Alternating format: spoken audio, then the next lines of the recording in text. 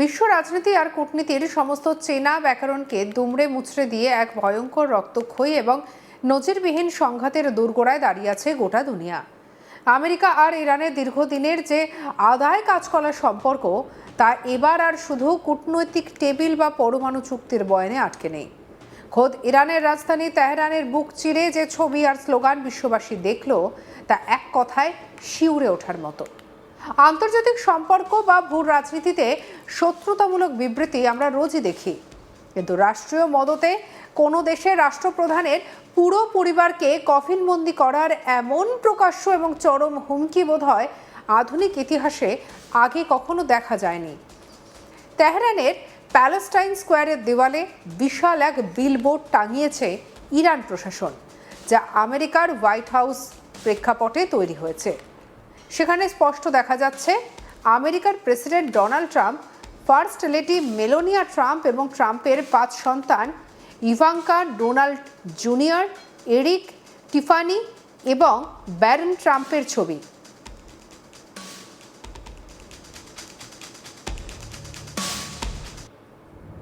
আর ঠিক তার নিচে সার দিয়ে রাখা আমেরিকার পতাকায় মোড়া 7টি কফিন।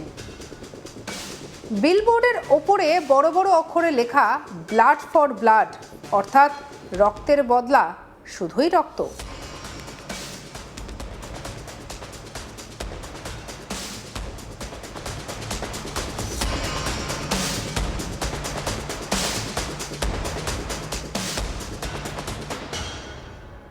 এই একটি ছবি আর দেওয়ালের লিখনে পরিষ্কার করে দিয়েছে যে মধ্যপ্রাচ্যের বারুদের স্তূপে এবারে এমন এক আগুন লেগেছে যা পুরো বিশ্বকে গ্রাস করতে পারে।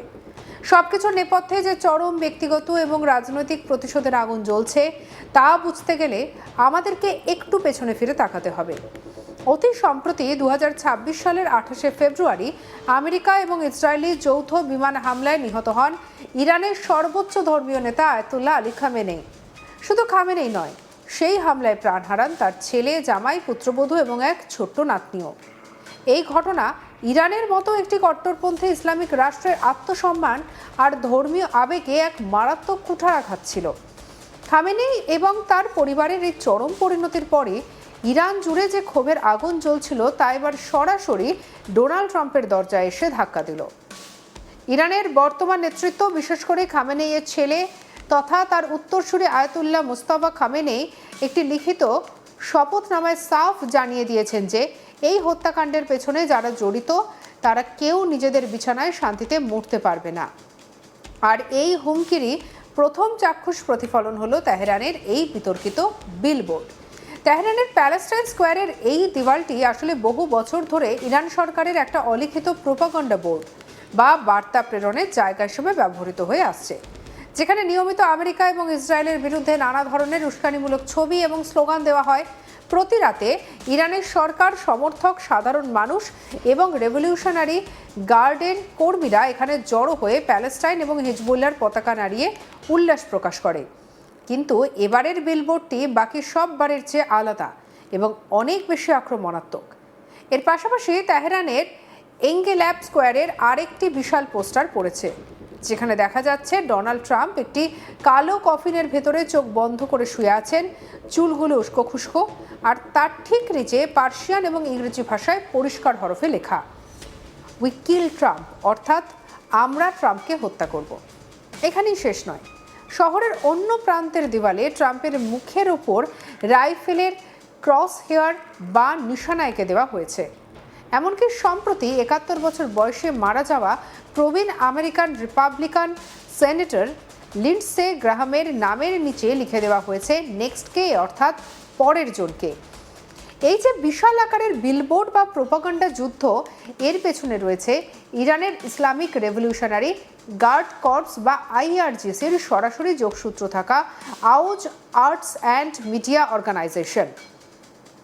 এরা তেহরানের ভলিয়াসার স্কোয়ারের সমস্ত বড় বড় বিলবোর্ড ডিজাইন করে, যার মূল উদ্দেশ্যই হলো আমেরিকার সঙ্গে কোনো ধরনের আলোচনা বা সমঝোতার পথ বন্ধ করা এবং ইরানের পরমাণু ও মিসাইল পলিসিকে জনগণের সামনে হিরো হিসেবে তুলে ধরা।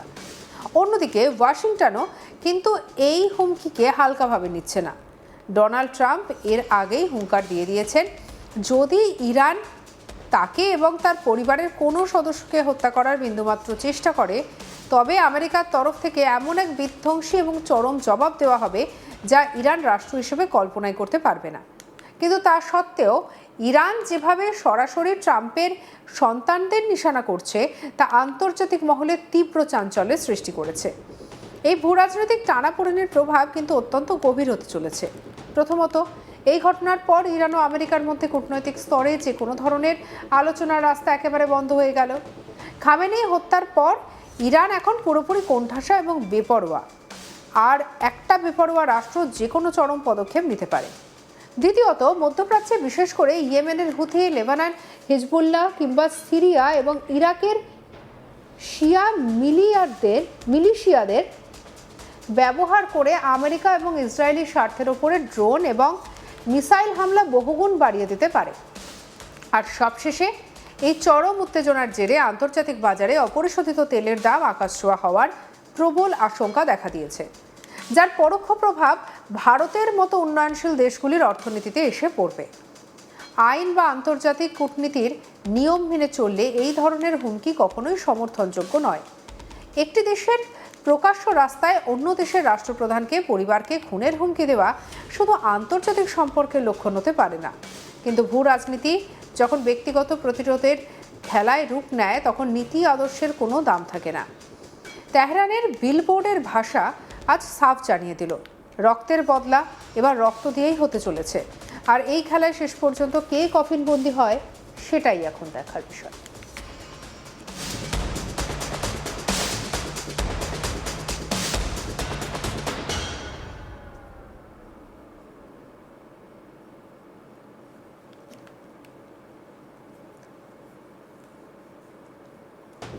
প্রসঙ্গত, সম্প্রতি নিজের প্রাণ সংশয়ের কথা প্রকাশ্যে বলেছেন আমেরিকার প্রেসিডেন্ট ডোনাল্ড ট্রাম্প।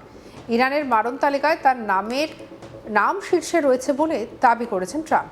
কিছুদিন আগে সাংবাদিকদের বৈঠকে আমেরিকার প্রেসিডেন্ট ডোনাল্ড ট্রাম্পের দাবি, আমি ওদের 1 নম্বর টার্গেট, ওরা চাইলে আমাকে দুনিয়া থেকে সরিয়ে দিতে পারে, আমি কিন্তু এক চুলও নড়ছি না।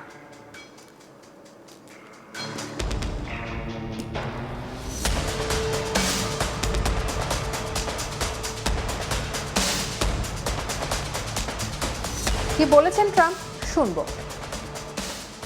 5.2%. You know what a race car driver is? 1/10 of 1%.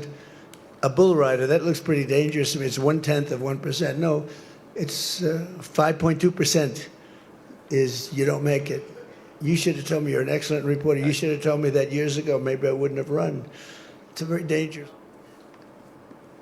সঙ্গে রাখুন আজ তাক বাংলাকে সাবস্ক্রাইব করতে ভুলবেন না।